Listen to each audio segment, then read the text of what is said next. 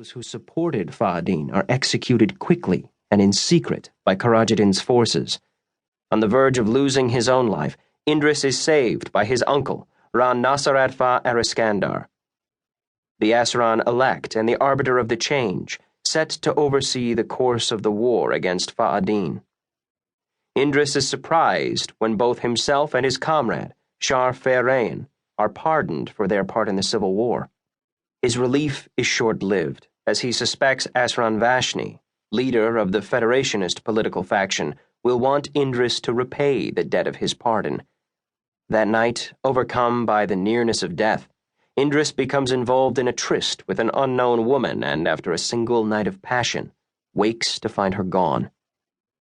Mari, Corajidin's warrior poet daughter and a senior member of the Feyasin, the Asran's elite personal guard, is shocked that her father wants to continue his ransacking of the nearby wetlands.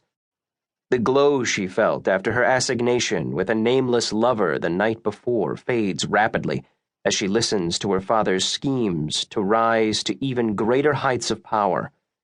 She is even more shocked by how sick and aged her father has become, as well as his obsession with the words spoken to him by the oracles, that Corajidin is destined to become the father of empire and the leader of his people.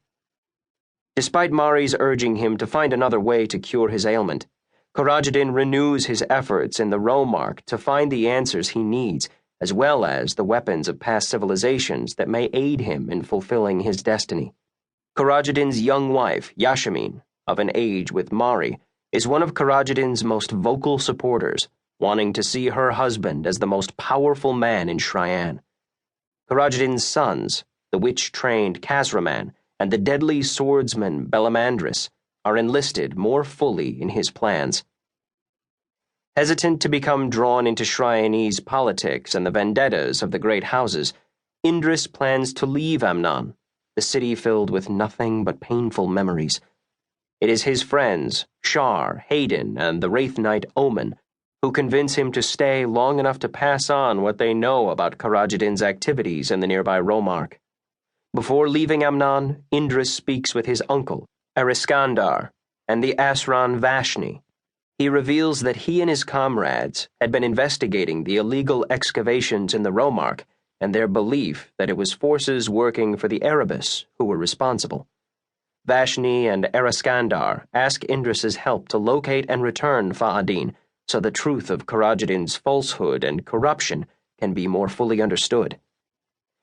Though initially prepared to allow events to unravel as they would, Corajidin is thwarted when he is informed that rather than Vashni stepping down from his post as Asran at the end of the year, the Magistratum is considering allowing the well-loved monarch to remain as Asran indefinitely. Corajidin is furious, yet it is his master of assassins, Thufan, as well as Wolfram and Yashamin, who convince Corajidin to take matters into his own hands and to seize power before it is too late. Mari is drawn deeper into her father's schemes when she is asked to help in Vashni's assassination.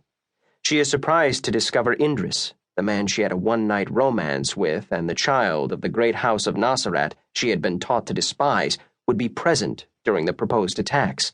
Yet she questions what she had been taught, as well as her father's ambitions. During the assassination attempt, Mari decides to distance herself from her family's grab for power and takes no further part in it. Her inaction leads to her brother, Bellamandris, being badly wounded in a battle with Indris and causes her father and his colors to reveal themselves to Vashni and Ariskandar.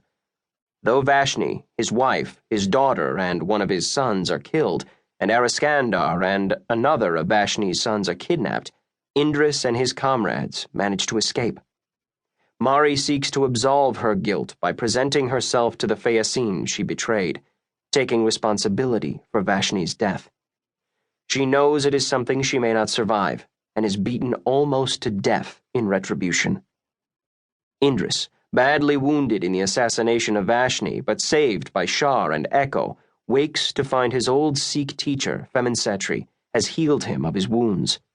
She, like Vashni before her, tries to remind Indris of his duty to his people as well as to himself.